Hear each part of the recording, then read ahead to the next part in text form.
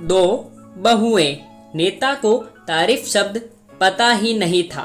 घर के सारे काम वे एकदम सही सही करती थी। खाना बहुत स्वादिष्ट बनाती थी, लेकिन फिर भी आज का खाना अच्छा था। बहू ऐसा उसकी सास कभी भी बोलती नहीं थी और पति भी कभी भी उसकी प्रशंसा नहीं करता था।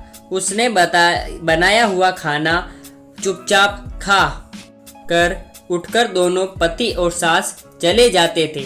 उसने खाना खाया या नहीं इसका उन दोनों को फर्क नहीं पड़ता था। सास को वह पसंद नहीं थी। उसके हाथों से जरा सी भूल हो गई तो सास तुरंत गुस्सा करती थी। उससे भी बुरी बात यह थी कि उसके पति और उसके बीच बातचीत का ज़्यादा नहीं होती थी और उन्होंने ये चुप्पी बनाए रखी थी। वह उस पर ध्यान नहीं देता था। परदेश में पढ़ाई करने गया हुआ छोटा देवर मात्र समय समय पर नीता को फोन करता था। पूछता था, भाभी कैसी हो? उसका फोन आने पर नीता बहुत खुश होती थी। अपना मन हल्का करने का उचित स्थान था।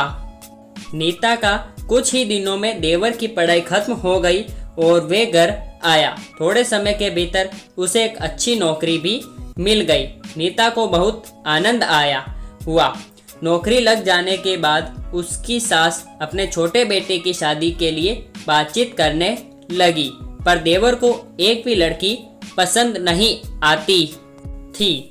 इसने ही बोला होगा उसे मना करने को सोचकर सास नीता को ही दोष दे रही थी। नीता को चिंतित देखकर देवर ने अपनी माँ से कहा, मैं एक लड़के से बहुत प्यार करता हूँ, मैं उसी से शादी करूँगा।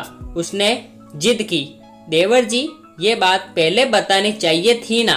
नीता ने ये बात अपने पति के कान पर डाली। इस बात पर उसने थोड़ी किटपिट की, लेकिन लड़की देखकर वह भी तैयार हो गया।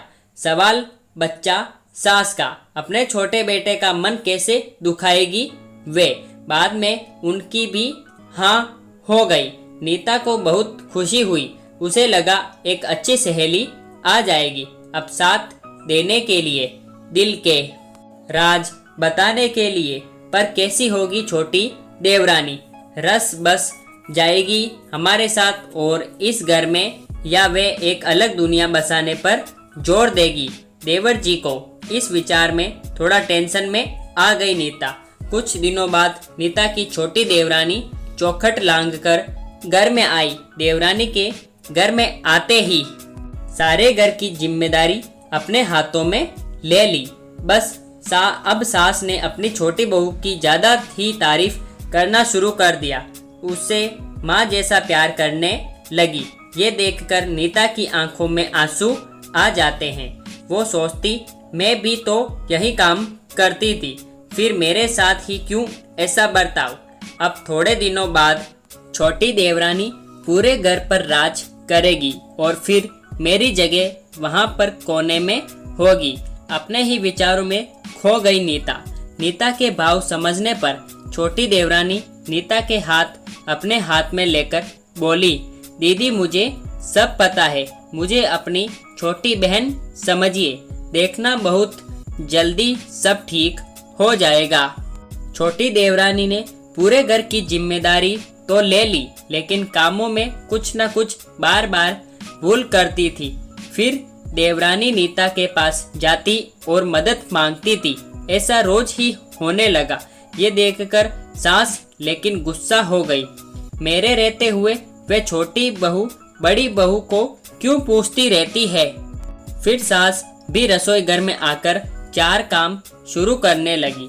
धीरे धीरे वे छोटी बहू के साथ साथ अनजाने में बड़ी बहू से भी प्यार से बर्ताव करने लगी, प्यार से बोलने लगी, नए पदार्थ दोनों को सिखाने लगी, भूल समझ कर समझ जाने लगी। अब सास और दोनों बहुओं में अच्छी दोस्ती होने लगी।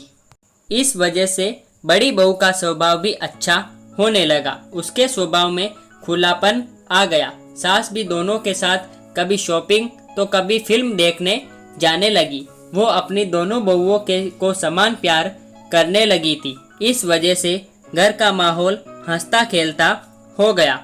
इसके अलावा अपने भाई और पत्नी की बॉन्डिंग देखकर नीता का पति भी उसके साथ अच्छा व्यवहार करने लगा। ये देखकर छोटी बहू बहुत खुश हुई। दीदी, घर पर पहले आप ही का हक था। ऐसा बोलकर छोटी बहू ने पूरी घर की जिम्मेदारी अपने जेठानी को दे दी। साल भर में नीता के देवर को अच्छे वेतन और बड़ी पोस्ट पर स्थानांतरित किया गया। अब छोटी देवरानी भी अपने पति के साथ परदेश जाएगी और मैं फिर अकेली रह जाऊंगी। इतना ही नहीं, इतने सालों बाद सास का व्यवहार जो इतने सालों बाद बदल गया था वह फिर से वही हो गया। तो इस विचार में नीता डर गई।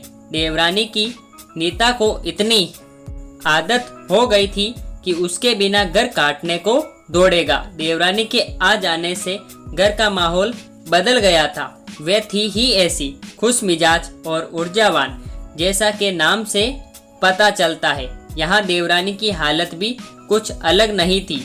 उसे दुख हुआ कि यदि यहाँ रहना पड़ा तो उसे अपने पति से दूर रहना पड़ेगा। नीता के देवर की जाने की गड़बड़ और देवरानी मात्र टेंशन होने के कारण नीता सोच में पड़ी।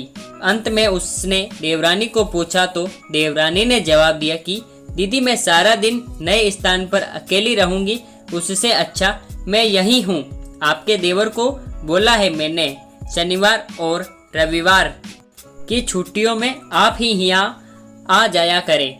मैं भी उनके साथ जाया करूँगी। बीच बीच में थोड़ा बदलाव के लिए उस पर वे बोलते हैं कि 6 महीनों में वापस यहाँ ही बदली कर लूँगा मैं। अपने पति की नकल करके देवरानी बोली और छोटी देवरानी भी हंसने लगी, अपनी आंखों के आंसू पोंछते हुए। नीता बोली, छोटी, ये दिन वापस नहीं आने वाले। जाओ तुम अपने पति के साथ, उनके साथ भी तो कोई होना चाहिए ना। दीदी, आपने मुझे बड़ी बहन का प्यार दिया, वैसे ही भैया के रूप में एक बड़ा भाई मिला। ये भरा हुआ संसार छोड़कर मैं कैसे जाऊं? वहाँ अकेली का मन नहीं लगेगा। 6 महीने का तो सवाल है, वे आते रहेंगे या पर यह सुनकर नीता ने अपनी देवरानी को खुश होकर गले लगाया। तभी देवरानी नीता को भी ली और पति के साथ एक अलग जीवन बनाने में समय नहीं लगता। अपने में रहकर पति की प्रतीक्षा में ही आनंद है। दोस्तों, 2 अलग अलग घर और ससुराल से आने वाली ये लड़कियां अपने नए घर के लिए सब कुछ करती है। पता ही नहीं चलता कि कब एक दूसरे की आदत हो जाती है। सच में देवरानी जेठानी का रिश्ता बहनों से कम नहीं होता।